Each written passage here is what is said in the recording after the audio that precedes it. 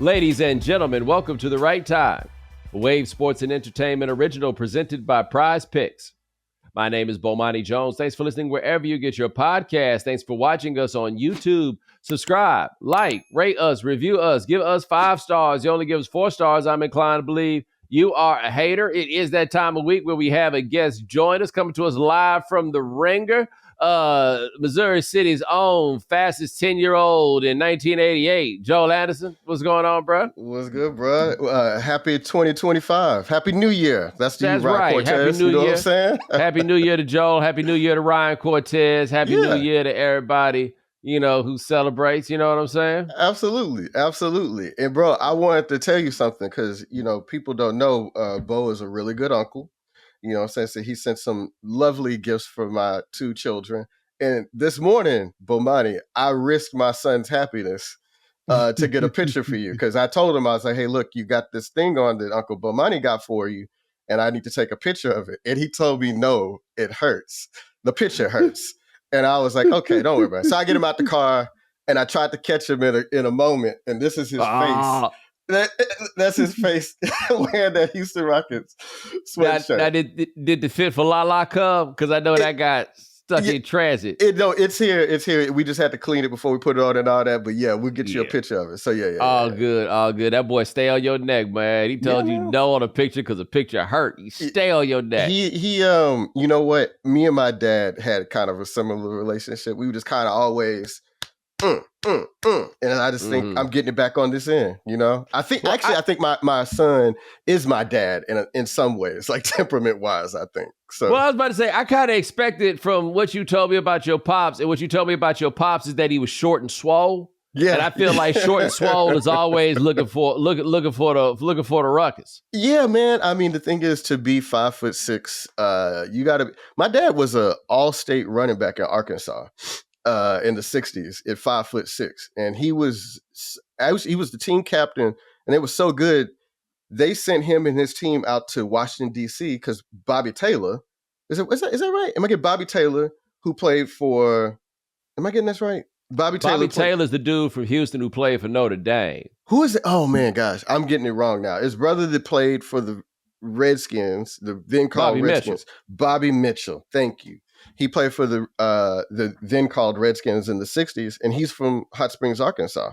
So I did not know that. Yes, he is. And he played at my dad's high school, Langston High School, which no longer exists now, as you might imagine. Well, it's a middle school now. But anyway, and so my dad got the ball from Bobby Mitchell and everything. So my dad played a little college football in South Dakota. So I mean, oh, wow. Yeah, he played. He went to Vietnam. I mean, my dad is a fighter for real. So, I think that like as I got older, I was like, oh, okay, I'm kind of seeing what he had to go through and what shaped him. And I'm like, so my son, you don't have an excuse yet, though. You ain't been through nothing. You the freest Anderson that has ever existed. I don't get this, but it's just you are adamant about that point that he'll be the freest Anderson that has ever lived. Freest Anderson that has ever lived, man. Well, nobody's had it better. He was the freest Anderson who ever lived, and I'm sure that right now he is adamant that a freer Anderson has come around, and he ain't really so happy about it. It's probably not gonna be quite as lovely for him as it is for his little sister Lonnie, man. Yeah, man. She turned 4 months old today too, so that's my little baby girl. Hey, So your whole tone of voice changed. That's why that boy be ready to fight you. Your whole tone went to another place. Nobody is as excited to see me as my baby girl. I walk into a room, she lights up, she smiles at me. We got, we have a little vibe. I say, like we see each other. So I love my son. He's my pride and joy. But you know what it's like to live with a family, and then like everybody, just because you related, it don't mean that we all the same person. No, that's fair. That's fair. You left the voice message one day, and you just said that you were like, nobody's ever been this excited to see me. Nobody. Like, you seem just so wowed by the idea that somebody's so happy to see you walk into a room. Her eyes light up. I'm just like, wow, this is great. This must be what it must be like to be, like beautiful. That's what she makes me feel beautiful. So yeah, I love her, man. She's dope. I can't wait till you meet her, man. You got to come out here and see her, bro. Dog, I got to get there. You got and Desmond. I got another you got to see homie. Desmond too, because I want to make sure I get that on the records for the future. No, I've already got a strategy for that one. Like when I first come in, I'm gonna go heavy with him. You know what I'm saying? That's make it. sure That's it. The problem is, I don't think I could do it enough such that when finally his time is up, he ain't going to notice what that means. I mean, it's true. But look, man, but you sound like somebody who is a good uncle because you know who needs a little bit more attention going forward. I sound like somebody who is the youngest of three. Yeah, oh, well. And knows how those middle kids can be. And right now, your boy is kind of like a middle kid, but not really. I mean, look, man. Also, I mean, I kind of got this too because I don't know if if you're in a family, right? And then, like, I have a generation of cousins, and sometimes if one cousin seems to be favored among the others, it causes some resentment in the family. I was sort of the favorite. Cause you know what I mean? The favorite nephew, all that kind of stuff for a while. Cause I was the fastest 10-year-old in the country. I'd won the spelling bee. I was a great quarterback, great point guard. I did it all. It was if you ran into me in 1988 and somebody said Joel Anderson might go on to be president someday, it probably seemed plausible, right? And so I got 1988, Joel.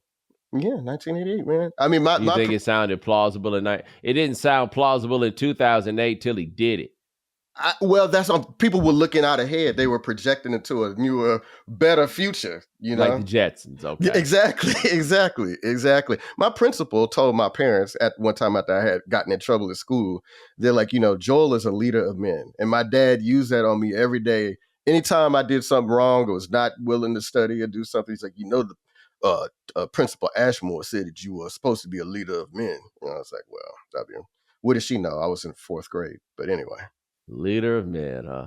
Leader of men. That's not even my get down. I don't consider myself a leader. You could have been a leader of men. Now you can't even get this little boy to take a picture because you asked him to. Well, I made him take it anyway, but I'm just like, he's not happy. He was not happy about it. So I hope you appreciate it. I'm gonna send it to you later. I appreciate that. I appreciate that. Now, you out there in California, you're in Northern California, just so people know, there's a lot going on in California. And, we've got some stuff in the description of the previous podcast where you can go and help the people who need help down there in Southern California. But one thing that's interesting to talk about, because I've talked to you, for a while you've been out there, and like there's a great value or an increased value. Like I appreciate this more now at this point in my life, but it happened to you moving in California, the appreciation of living somewhere beautiful or just simply being somewhere beautiful. I do not live somewhere beautiful. I live somewhere dope, but I don't live somewhere beautiful. You live in a place that actually makes you stop periodically and be like, damn, it's beautiful out here. Yeah. I feel fortunate to live here. I think it's beautiful. Something that you don't really, especially if you grow up in Houston.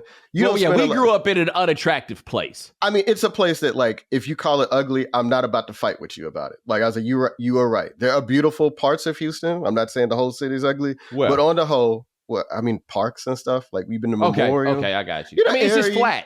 It's just flat. It's hard to be beautiful without elevation changes or water. It's totally a different sensation to get up in the morning, look at the horizon, and see mountains and fog around them, and then go outside in the air, be fresh, and you just feel refreshed all the time. And so that's why we stayed out here so long, even though we really don't have a reason to be out here and we can't afford to be out here, but the beauty will keep you. And I've always thought, and you tell me this, a pattern I'd seemed to notice in my life, and even going to relatives I had that lived out here, they seem younger. With people that lived in California, I felt like the environment cultivates us as sort of like a healthy living. You want to be outside, you do stuff like that. Yeah. So anyway, I've been down here, but also like, the peril of that. That's what I'm about to say. This the flip side is you guys always seem to be on the verge of danger. 5 years ago, man, the same pictures in the Bay of like the sky being orange, and there was those fires that were a little bit north of us. I don't know if that was a Paradise Fire or another fire. So we kind of been through the same thing. We've got a very high fire risk out here. And yeah, man, it's just kind of like, and this is the question that a lot of those people that have gotten displaced, is it worth it? But don't you think people in New Orleans, it's kind of the same thing, right? Yes, it is a very similar thing with New Orleans. Miami is an obvious place. And for both of those, it's about the sea level situation. It is the question that you ask. And look, it is, as I think we're going to talk more about, and it's a little devastating for people. It's a question that the insurance companies have asked, and they have decided for themselves that no, it is not really worth it for them to be there in some of those places. But if California is home to you, like New Orleans is great that you made that as an example, because I remember with Katrina that my thought was, all right, then y'all bounce. If this ain't safe, but they're like, but it's home, bro. Like, how you think you just think we just gonna get up here and decide that we go? No, this is what we do, and you've just kind of baked into the calculus of your life that this is gonna be. Like, I do think though, like, to a degree with LA, and this isn't every place in LA, but like the Palisades, for example, them greedy builders, man, they built all the way out to the edge of peril, and they knew what they was doing, and people decided that it was just so dope that they wanted to be there. That's not simply about wanting to be home. That is a lot about specifically wanting to be in that location. But I still think if that's home to you, right? You may have grown up there. Mm-hmm. If that's home to you, how do you decide that the home that ain't killed you yet, but it might one day, so we gonna dip out of here? I mean, I'm thinking about those folks, and Sean even talked about it on the last episode. Those folks in Pasadena, man, who got burned out of their house by the Eaton fire, and just if you think about how hard it was to just get a foothold into property ownership, and where they got it, and to tell those people, hey, man, I don't think it's going to be, that you're going to have to go someplace else, but where? Why? Like, I'm not going to be able to recreate this in Phoenix or Las Vegas. Like, this actually means something to me. And I mean, you've probably seen families fall apart over property before. Like, it is like a very common thing, right? I mean, so I can totally understand why people look at that and they're just like, well, how bad could it be? Like, I'm just going to wait it out. If you ain't seen like the whole neighborhood catch on fire yet, you're just kind of like, oh, okay, this may be a thing. This just felt, and of course, there's so much of that. It's very easy to take this as a time to find people to blame. I'm not informed enough about like the totality of the stuff for me to be really out here on the finger wagging type of situation, right? And I guess what I said about people living out their Palisades, I should be careful about that because that is dangerously close to the finger wag. But it is, all your shit burns up. Man. Like all of it. Like I was thinking about with my house, if the house caught on fire, and I don't have a house, I'm just in this apartment. I don't have that much that it would be like, damn, I got to get it out of here, right? But I'm a renter. I don't have that much of a sentimental attachment to this. Like I got my case that's got the important documents. I got the computer. Right. Anything else I kind of feel like might be replaceable. But man, the idea if you've been somewhere for like some 40 years or something like that. I mean, even if you've been, a coworker of mine lost their house in a fire, but she said something along the lines of, yeah, it just seemed like junk and stuff, but actually it was 1,000 pieces of me. And I was like, that's really beautiful, man, because even though I've lived in this place, for instance, for like, close to 3 years, bro, if you burned up all my stuff, man, all the books that I have in here that I'll never be able to reclaim again, or like the magazines or little pieces of clothes or just stuff like, yeah, that would be tremendously disruptive. And actually, this is really grim, but I'm going to say it. Somebody mentioned to me, they were like, some of them Black folks in Altadena, they probably, especially if they were in their 80s, and they were like, I'm not going to start over.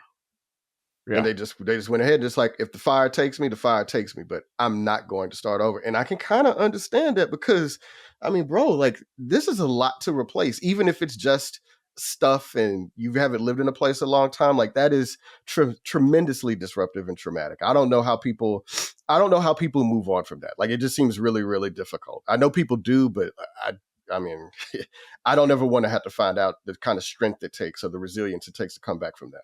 And this is the trade for living in California. Yeah. But I think that there's like an extrapolation from that could be made that I think often gets lost. When people live in neighborhoods that are not, or cities that are not necessarily the nicest, and you can afford to go somewhere else, but this is home. Like my buddy Scoop Jackson, for example, who last time I checked, and I bet the house is still the case, still living on the south side of Chicago in a place that a lot of people who had done the things that Scoop has done in his life probably would have gone somewhere else at that point. But for Scoop, it's a couple things. One, he's like, yo, man, these boys need to see me. They need to know that I exist, number one. But number two, that's home. Right? Yeah. Like whatever the idea of California is to people there is also his idea of Chicago. And, people from Chicago love Chicago, right? Well, you better never say nothing bad about Chicago, man. No. I would never, like, don't say nothing about Harold's Chicken, nothing, let it go. No, but people stay at what some others would consider to be peril, right? Yeah. Like, I don't think the peril of these fires is not terribly different than a lot of the peril that we talk about people going through that folks run away from. Mm-hmm. That peril in California, pretty though. Yeah, man. And pretty, like, there's a real, like, when I went to Morocco, I did a tour in Marrakesh. And the dude was explaining to me the culture of the folks. I forgot what their names were. The Berbers, right? And he said those are his people. And he said that the priority of their culture was, first you have a beautiful bedroom, and then you go next to have a beautiful home. And the idea is that if you have nothing else, you have a beautiful place to sleep and you have a beautiful place to live, you are ahead of the game right there. Like, I remember when I lived in Miami, and the couple that came to install something for me, they were from Bulgaria, and they had told me that they lived in D.C. and they didn't like that. And at the time, I was really enamored with D.C. I'm like, yeah, you like it? They're like, yeah, it's gray all the time. And I ain't gonna lie, I ain't know a lot about the world.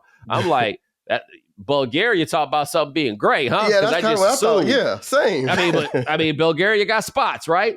But anyway. And she said about Miami, she was like, look, but no matter how bad it gets, and she pointed out the window at that water, she said, no matter how bad it gets, there's always that. Yeah, man. Like, there is really something to the idea of, I look at this, and it's like, look, there's only 5 senses, right? Right. And that's kind of one could argue the most dominant one. Bo, it goes beyond. Look, how does LA feels amazing. I always say one of the best feelings that you will ever have as a traveler is walking out of the sliding doors of LAX any time of year. And it's just you with the doors open and that whoosh, and you feel calm, right? And it just feels like the weather feels amazing. Like, there's not a lot of places that even feel like LA feels in terms of weather. Like, and to tell me, okay, I'm going to go someplace else, it's going to be 108 degrees in the summer, all summer. What? Right. Like, maybe I should just ride this out. And also, if I was a Angelino, I mean, the thing is, climate change is going to probably come for all of us. Like, maybe, if you live in Chicago, like Chicago actually seems like kind of a climate safe area. That's kind of maybe what I'm thinking about. But like, I'll give you an example.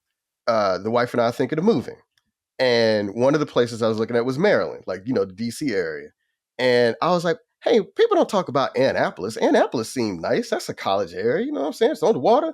And I was like, oh, it's actually one of those places that is like most vulnerable to flooding in the country. Like, it's like when it floods bad there. And I was like, oh man, there too? But yes, there too. They're everywhere, Yeah, no. It's science fiction out here, dog. Yeah, man. I mean, it's bad. They tried to tell us to. Al Gore was all up on y'all's necks about this. Bro, this is why Bellamy and Karen Bass is kind of, I get it. Like, public servants should be responsible for the decisions they make. And there's more than enough blame to go around. But like, this is a collective failure, bro. Like, we all, this is like, we decided to not take enough. Well, maybe I shouldn't say we all decided, but enough people have decided not to take action on climate change, and now we're all reaping the downsides of that, man. You know what I mean? Yeah. Now, I will say this about Karen Bass right fast. For those of you who don't know, Karen Bass is the mayor of Los Angeles. She is a Black woman, and I mean, this is just an unfortunate break here, being the Black mayor of LA, and when the city was on fire. What had you done? Man. You had gone back to Africa. I was going to say, of any place in the world for you to be. She was in Ghana. She went back to Africa. She was over there finding her roots like Henry Louis Gates. Them white folks is like, where's she at? Bro, Africa?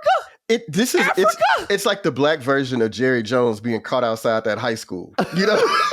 This is like, oh man, how unfortunate it was that you were there. Like, even if it had just been Memphis, you know what I'm saying? Yo, and I hope that she knew what was going on before, like, she had got off the plane. Because can you imagine? Because I think she was on her way back when it all jumped off. But can you imagine that she was on her way back and she got off the plane and she had all like a dashiki and all the stuff that she had bought when she was over there? Like, if she had like one of them cultural awakenings. Oh yeah, feeling the spirit of renewal and like purpose and community. And it's just out here quoting Nkrumah. You know what I'm saying? Done all that. White folks out there was waiting for some answers, dog.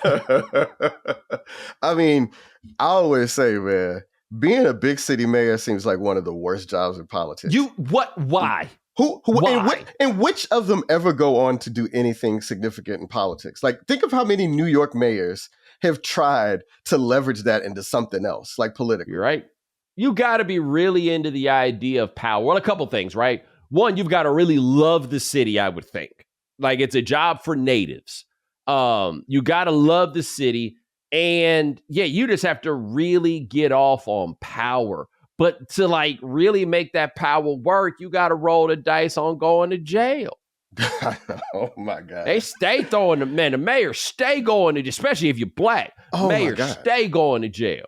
Oh man, that is actually one of my little pet like topics. It's like, if you are a black public official at the local level, and people see you as progressive or whatever, you probably are going to get investigated. You're almost certainly going to get investigated. Day one. Yeah, you're going to get investigated, and you probably are going to face some sort of legal peril. So I'll talk to a black mayor, whom I will not name, who had some, he went through some things. But anyway, he said somebody pulled him to the side at his first mayor's meeting and was like, they investigating you right now. He was like, poppycock. I just got here. Day one. Man. He got some papers. Yeah, day one. I mean, that is a very powerful position to have. And if you're in it, people want it back. Like the minute you grab it, people are trying to grab it back from you or to restrain you. And so, yeah, man, I mean, and the way those contracts, it's always like contracting and stuff that gets folks in trouble and stuff. Because it's like the little patronage and this person. Because that's how that game works. Yes. Right. Like, I can't remember if it was it was in a different group chat I was in where I was like, I don't even think it's fair to send Louisiana politicians to jail for corruption. That's just what they do. Bruh. That's how things work down there. Bruh. I mean, seriously, man, when I was in Shreveport, one of my favorite people to interview was a guy named Joe Shine. And, Joe Shine, he was a city councilman in a majority black area town called Hollywood. What he was famous for was he had been to federal prison for a year, and he got out and won his council spot again. And it's just like, bro, like that is just built, that's sort of built into the business there. It's like, that's not really that much of a, I'm not going to hold that against you if you're going to run for office. Cause like people in Louisiana understand, hey, that's sometimes how you got to play the game. Right. And it also shows that you actually try to get stuff done in some ways. Yes. Right. Look, rest in peace to the late, great Edwin Edwards. Man. My favorite politician of all time. Man, that's a bad boy, man. Edwin Edwards was a bad boy, man. And I mean, he died a couple years ago, right? Yes. I want to say his wife was like 40 something too. If that old. I think he met her while he was in the joint. That sounds about right. I mean, look, man. And for those who don't know, Edwin Edwards went to jail because he shook down Eddie DeBartolo, former owner of the San Francisco 49ers, because Eddie DeBartolo's daddy had been somebody, and Edwin did not believe that the young DeBartolo was showing him adequate deference, so he was just going to shake him down. Was this gambling boat related? Casino. Yeah, of course. Yeah. See, what's going on here? Of course, like it's going to be all that, right? I'm sure the DeBartolo. But he did it for fun. That is what I think is most interesting. It wasn't even about the money. It was about the principle, and messed everything up for everybody. Eddie DeBartolo had to give up the football team. Edward had to go do some time, but I bet Edward Edwards, that didn't even feel like jail to him. Well, funny story. My cousin he wasn't the warden, but he was like the head supervisor at the prison and federal prison in Fort Worth, where Edwin Edwards was. And apparently Edwin Edwards, he had it all right. Like I would not call it hard time that he was serving. Look, man, if having game will get you somewhere in a place, Edwin Edwards going to be all right. And they ain't made a place yet with having a little game.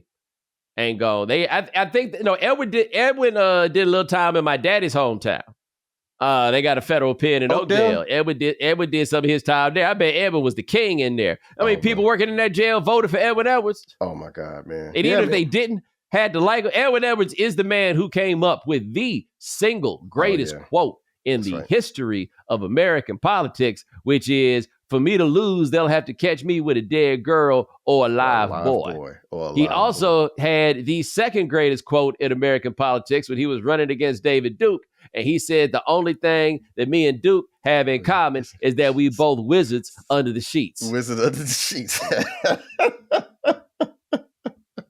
He was running for governor, and this is what he's saying to the people. But, I mean, man, you can kind of see how that kind of, that's like an animal magnetism for voters. Like people I hate to say it, but that's kind of like what old boy is coasting on. Like the kind of like, he might tell you anything. And sometimes he's kind of funny, And Edwin Edwards has that.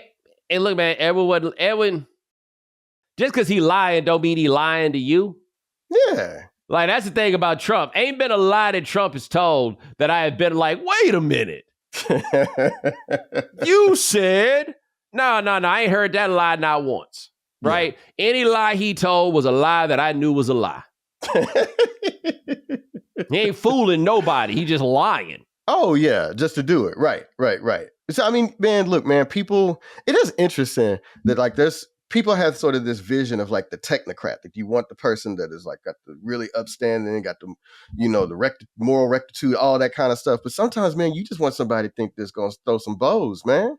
Yeah. Throw some bows and have a little fun. And there is something to that, Look, man, the boss is supposed to have a vision. Say whatever it is. Like the boss just has to give a vision, right? When I see this man or woman, I know what time it is. And say what you want about Trump. I know what time it is, right? Edwin Edwards, I know what time it is. I may not like the time, but people respect the fact that you letting them know what time it is. Absolutely. Yeah, man. I mean, you think more people would follow that example, but the issue is that you kind of got to have a little charisma, and that you got to have that thing. You got to have that thing. Yeah, just a little right? Yeah. Some people got that thing, and everybody got that thing. Edwin Edwards had that thing. Edwin Edwards met that 40-year-old woman while he was in the joint. I think they was pen pals or something like that. You know how much game you got to have to marry a woman while you in jail?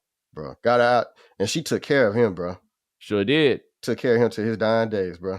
Sure did. Hey, man, and I bet she was happy about it, too. I mean, it seemed like she was okay. I know somebody to talk to her, Edwin did for her what Edwin did for everybody else. He just made her feel good. Edwin, hey, man, you got the gift of making people feel good. Yeah, man. Right. You take that to the crib. All right, we're going to come back next. We're going to be two old people talking about new college sports.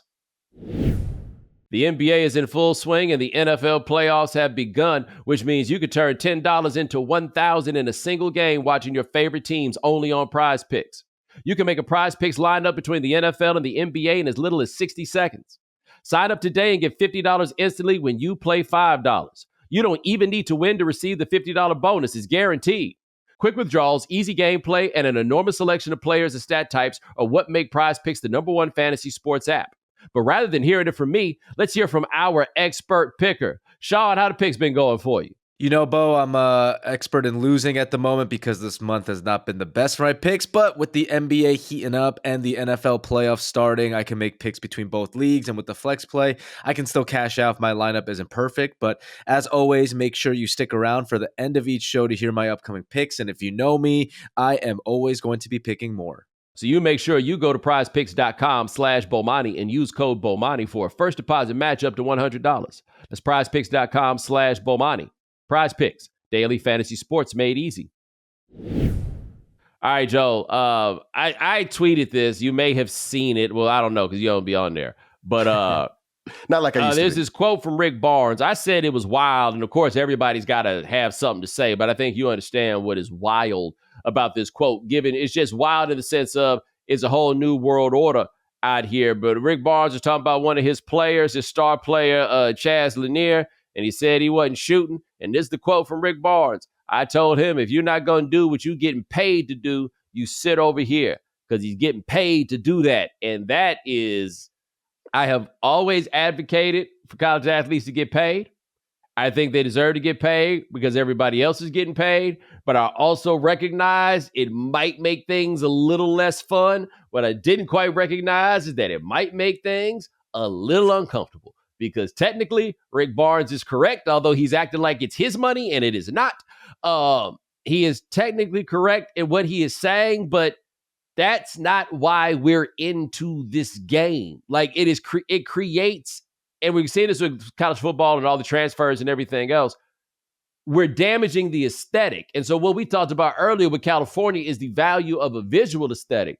But this is an aesthetic in a more amorphous sense. But there's a value to the aesthetic, and the aesthetic is we weren't watching college football because everybody was so good. Right? We're watching in large part for the aesthetic. And stuff like that don't feel like I want my college sports to feel. Man, I mean, the thing is that, so yeah, Rick Barnes said that, and it still reveals that like the power dynamics are still a little messed up, right? Money can only cure but so much, right? And I'm glad that the boys and the girls are out there getting their money. Like, it's amazing, and I hope they get more of it. Like, I hope like when there's revenue sharing that they get their deserved cut. But you're right, and I think it's also going to empower like sort of the worst instincts among coaches and fans, because everything leading up to this, like we said, which most predicted whether or not you supported college athletes getting paid, was racial identity, views on civil rights, right? And it's just like, I don't know if I'm gonna like y'all talking to them like that in public, The power dynamic part becomes interesting because there will be some players who make not the same money as the coach, because the coaches are making way more money now than they used to, but they'll be making a decent bit of money. But they'll also still be like 19. They'll still be 20. And there's a power that certainly comes from just being the coach, being the grown-up that happens to be in the room. There's always been a power from being like the most excellent player, like a top 10 caliber sort of player. But once you get that money, you have sold some of that power, right? Like they like, hey, we paying you. We have an arrangement now. Yeah, you're going to need to deliver. But what I think has also happened, at least for me, because what I'm going to describe may have never been the case for a lot of other people, but I think for you and I, this becomes interesting. It becomes very difficult now for these players to ever be sympathetic figures. And that's kind of a wild thing to consider about anybody at these ages. The 18-year-old far away from home or whatever it is, if you have been to college and remember what it's like to get there early, or you older and it was like to send your kids or just to see kids out there in college, that should be a sympathetic figure, right? That is still, even if they're getting some money, a vulnerable figure, because that money don't fix as much as people think.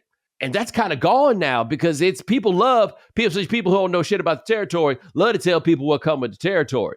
And now all this stuff is what comes with the territory. Well, man, I mean, there used to be sort of an understanding in the coverage of college sports that if like they make a mistake or they miss a kick in a game, and like either we don't use their name specifically, we sort of talk around it, and we don't use the same sort of language that we describe when professionals fuck up. But now, like, that happens with college athletes, and I'm like, I guess that's okay. But I still worry about like an 18-year-old being treated like a 28-year-old professional.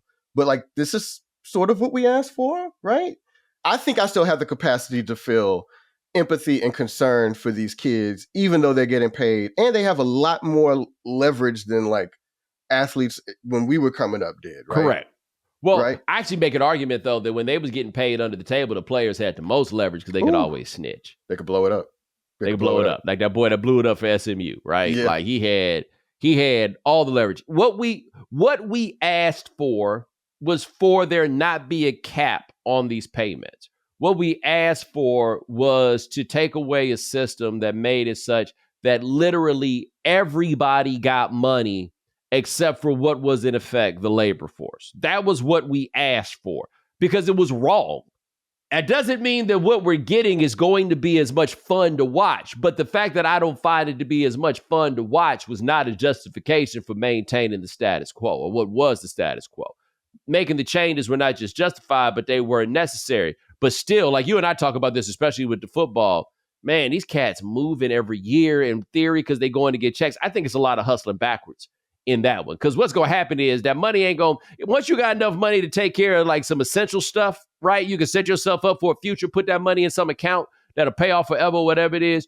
you by and large good. It is much better for them kids to be somewhere stable and like put some roots down for a few years and grow up and then go from there. But like, I would love to know how many of these cats that are moving from place to place are going for like an extra 50 grand or like an extra 7, like something that really isn't that much money in the grand scheme, but it seems like a good idea because it's more money. Right. And we don't know what their needs are immediately. I guess the thing is that, and this is what I've been sort of thinking about. There used to be sort of the pretense that this was also part of like a growth process. Like, oh, you're going to become a student and you're going to, grow here and do all this. And like, when you come out the other side of it, you're going to have an attachment to the institution. We're going to have an attachment to you and all this. And like, there's not even the pretense of that anymore, right? Like, do you hear the coaches say, well, I'm going to make a man or I'll make a woman of this person when they sign to schools? Like, I don't even really hear that. And I mean, we can always be sort of cynical about like whether that was ever true in the previous system, right? Like Dexter Manley graduated, or he was eligible, and right, and came out on the other side, and he was illiterate, right? And there was lots and lots of cases of that. But I don't know, man. Like, I don't want to go back to the previous system. It's kind of like with the playoffs. It's like, I don't necessarily want to go back to the bowl system, but like, is there a way that like, I don't know, maybe the coaches, somebody has to make the case to these kids that like, hey man, changing schools every year, really like in the long term, like that's not really doing yourself a service, right? Like developing roots, like you said, having a place to go back to. Right? Having connections, having professors, people on campus that remember you. Like, I feel like that is like valuable in a way that you can't quantify up front in the face of an NIL check, right? And to me, it's especially for the kids that are most likely to bounce around, which are the ones that are pretty good but not great. Right. You know what I mean? Trying to get pro money, but they're not going to really get pro money. Yeah. Or try to go somewhere where they can play more, which is, how about you stick around and earn your spot? Like, that's my thought. Now, there's some different examples. Jameson Williams, for example, who couldn't get himself up the depth chart at Ohio State because that's an NFL wide receiver room. And then he goes to Alabama and comes out as a top 15 pick. Right? I get it, brother. You know what I'm saying? Like, it's hard to explain to anybody like what your situation was. I get you, Playboy. But them guys that could be like somebody that everybody remembers local, but you're probably gonna be like a 7th round pick. You need to stick around somewhere. I know, man. So let me ask you: do you think Cam Ward should have stayed at Washington State? But you got to remember, that was school number 2 for him. Yeah, right. Because he started in Incarnate Word. That's right. Yeah. And so, like, I understand Incarnate Word to Washington State. Yes. I understand Washington State to Miami. I do too. I mean, and Washington State, we got to remember, they had a coach. They had coaching turnover. They had a lot going on. They didn't have a league this year too, by the way. I guess in a bit, maybe my ideal one. He was a bad example, but you get what I'm saying. Like, well, like Jayden Daniels, I guess is the example. Yeah, but see, with Jayden Daniels had done 4 years, I want to say, at Arizona State, and then it's this opportunity to just go one more year and to play your way up. Like, I can see it. I guess I'm looking at those guys are almost too good for what I'm discussing. Like a guy that goes from being the nickelback at Tennessee to being the nickelback at Alabama. Right. Yeah. You know what I mean? Like, you could have just stayed there.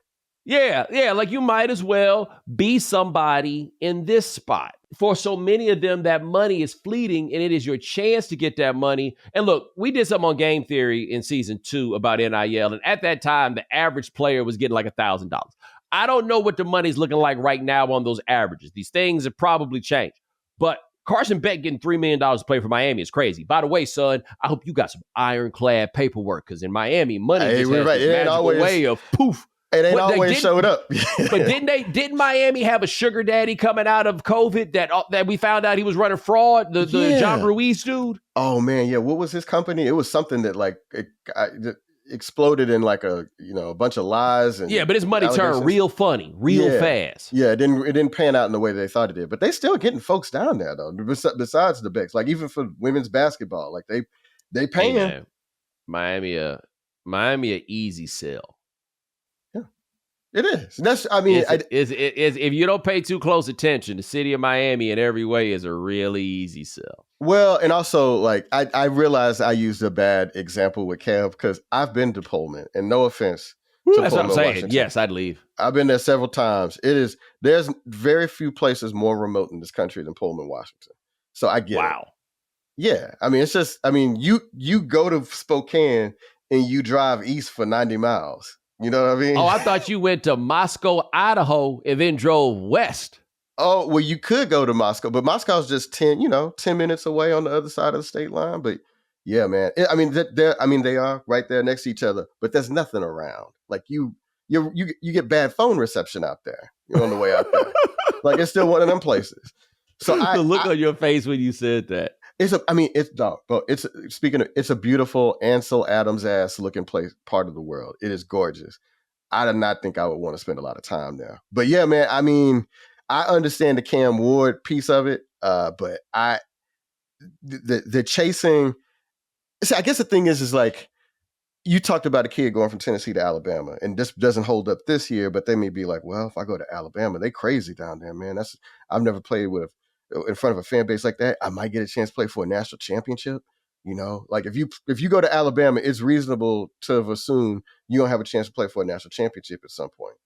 And I could see, but I'm like, how much is that actually worth? I don't know. It's for those kids to say, right?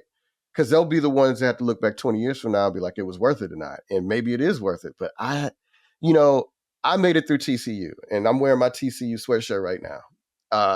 I had a real hard time the first couple years. You know what I mean? And I wanted to transfer all the time. But now I look back and I'm like, you know what? There was something to be said for just sticking it out, being there. Yes, and that's the other part too. And I get it. You got the money. You got these chains. You have the opportunity to do something easier. Yes. And I mean, in my life, I've taken that route many times, right? It's quite often been the best idea, or at least it felt like the best idea. But there is a value in hey, man, this is really, really hard. Yes. But I gotta do it. Right. Like I'm gonna just go through. Like I've said this before. I understood why they changed the transfer rules because the coaches could leave on such, every year. So why couldn't the players? But I still think having to sit for a year, because first of all, it should be too hard for you to move like on 2 weeks notice and get to a new school and play sports. Bro, and how like you all those things classes? you should need a year to get settled in to actually do that, given what we all say about the time demands of doing this, right? I know why they can't have that, but that's when everything went haywire in this, is when you stop having to sit a year to transfer. I mean, I gotta imagine that eventually they're gonna get that under wraps, that like there's gonna be a limit to transfers and the timing. Hold on, but how can they do that legally? Yes, because now it's all anti-competitive. Well, the one thing about our laws is we got a whole new administration with a whole different viewpoint on like labor laws and everything else. So anything that you thought was going in the players' favor prior to this, I think there's some people in high up places that are going to be that might be more amenable to arguments about restraining some of the labor rights going forward, right? You're not wrong, sir. Yeah. And it's a lot of people that care about college sports.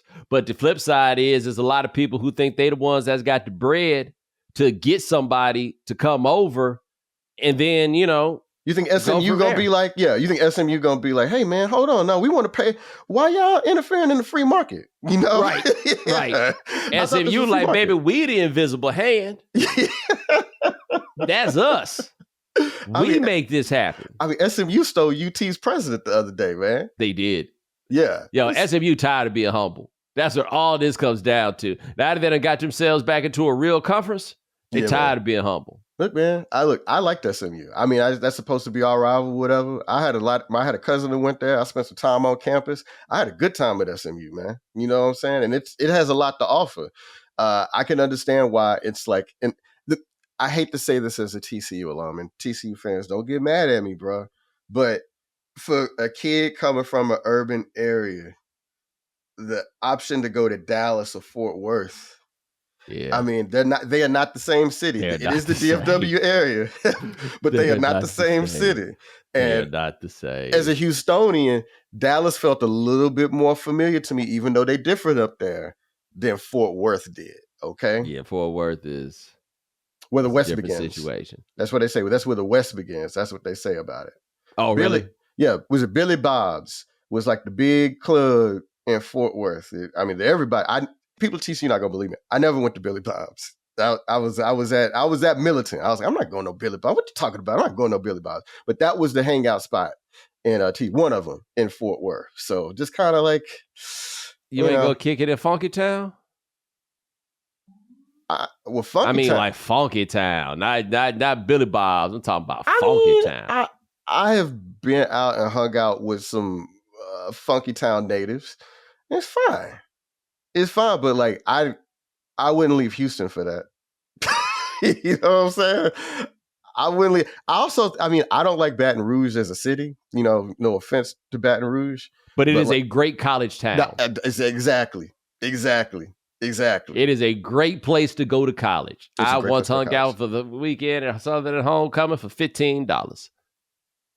What? I had some plugs, but it was for Uncle Wilbur. Rest in peace, boy. Uncle Wilbur had the plug on everything, boy.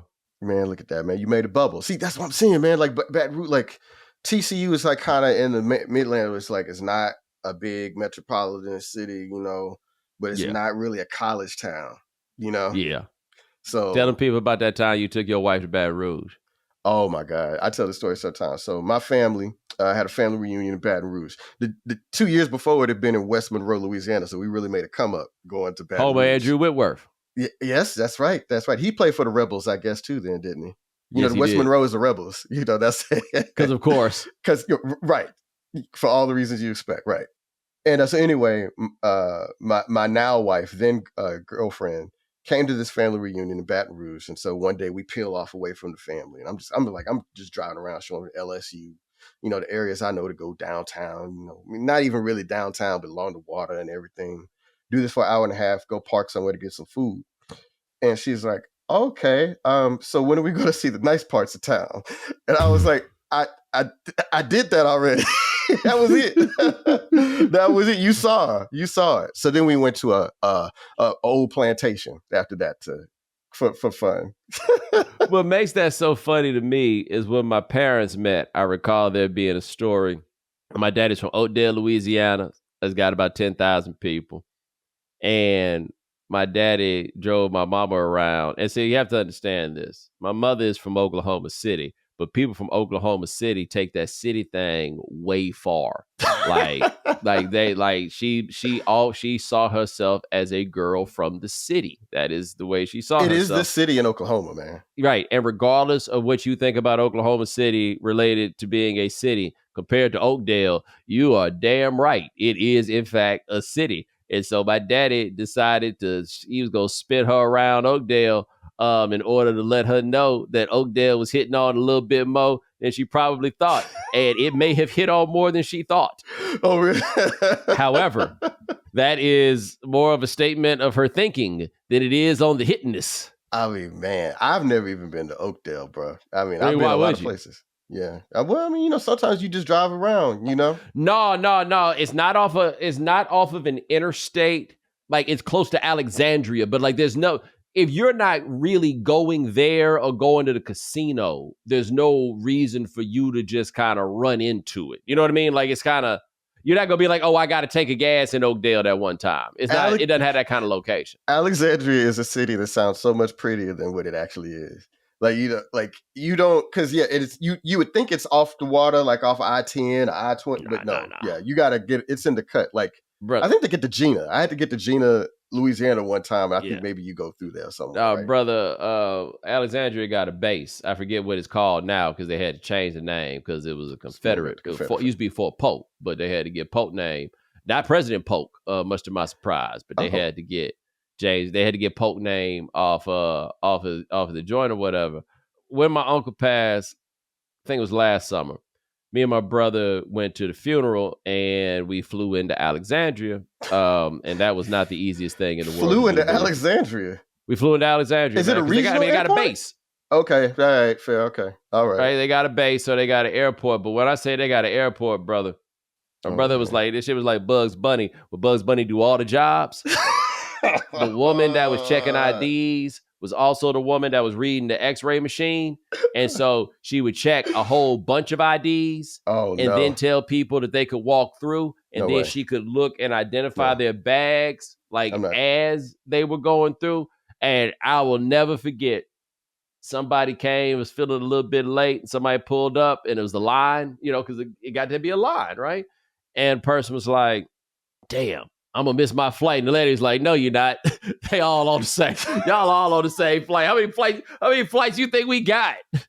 Bro, I cannot believe you took a plane there, because I would have at least flown into New Orleans and Shreveport. So I could drive how far? That's what I'm saying. I would be willing to drive 3 hours to avoid flying. 3.5 to New Orleans, sir. I would do it. I would rather drive. All that just to fly to Shreveport. Like, you have to understand, I'm still having to catch a connecting flight no matter what.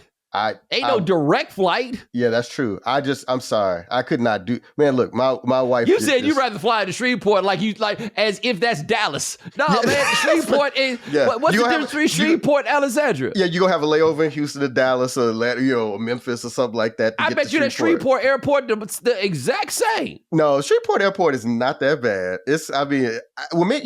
Maybe this is biased. I've not seen the Alexandria Airport. The Shreveport Airport, I think they have Southwest now. They didn't have Southwest when I lived there, but they may have Southwest now. Y'all tell me Shreveport if I'm wrong. I told you what my daddy said about Shreveport.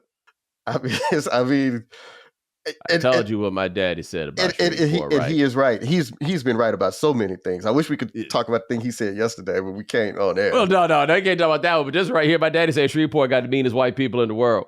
Yeah, man. And I've never had anybody that can say anything to say that isn't true. And my daddy is from a land of mean whites. Bro, he is familiar. But I'm 27. I was 27 years old when I moved to Shreveport. I've lived in the South. I've gone to mostly white schools, most of my experience. The first time anybody ever called me an N-word was my first weekend in Shreveport. It was the IHOP on the Bossier City Boardwalk. Y'all folks know down there know what would happen, And thankfully, it didn't escalate. People moved that dude out of there, but it was still like, yo, what? What happened? What happened here? So yeah, I mean, your daddy, he knew Shreveport very well. He says it. He doesn't even say it as a joke. He just says it like that's the place that's got the best tacos. He's just like, oh yeah, no, Shreveport means white people in the world. I would not dispute that. I love Shreveport. I think it's a great place. I would even live there again. It's hard to be the great place and had to mean as white people in the world, Joe. Well, man, we're from the South. There's a lot of mean white people all over the place. EST, the superlative. Yeah, that's true. But I just kind of feel like I gotta, if you're the third meanest, and I may not know it. But I'll tell you this though, we did an interview with Kendrick Perkins once, the right time. He was talking, he had his book come out. And he was talking about how he didn't really notice the racism in Boston. And I was like, well, you guys have to understand something about Kendrick Perkins. He's from Beaumont. Ooh. Beaumont got some mean white people, brother. Just because he didn't notice it didn't mean it wasn't there. Actually, you should be asking more questions about Beaumont. Bro, look, I wrote a story about Earl Thomas when I was at ESPN. And I went down from Orange, which this is all part of the Golden Triangle, Beaumont, Orange, and Port Arthur in Southeast Texas. And I wrote what he said about his hometown. And them people were up in arms, bro. I felt really bad for his family. It made me I was like, man, I put them in a very bad situation because they do not want to hear that. They don't want to hear that shit. But bro, y'all know where y'all at, man. Y'all ran them black people out of that public housing project in Vida. Y'all know what that area is.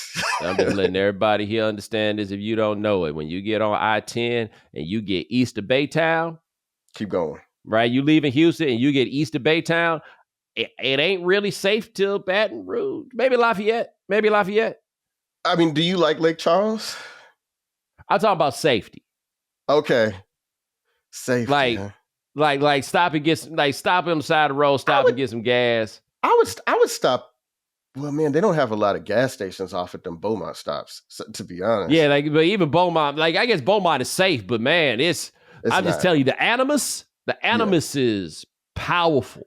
Pretty rough. Man, they were building a whole new Confederate monument in Orange when the last time I was there. They were like, the dude was raising money for it right off the freeway. He could not, right off of I-10, he was like raising money for it actively at the time. I don't think it came through, but as like, I mean, that's what I'm saying, man. There's a lot of mean white people all over the South. I mean, but I'm just saying, to win that prize in the eyes of Mac Jones, a scholar on such matters. He would know.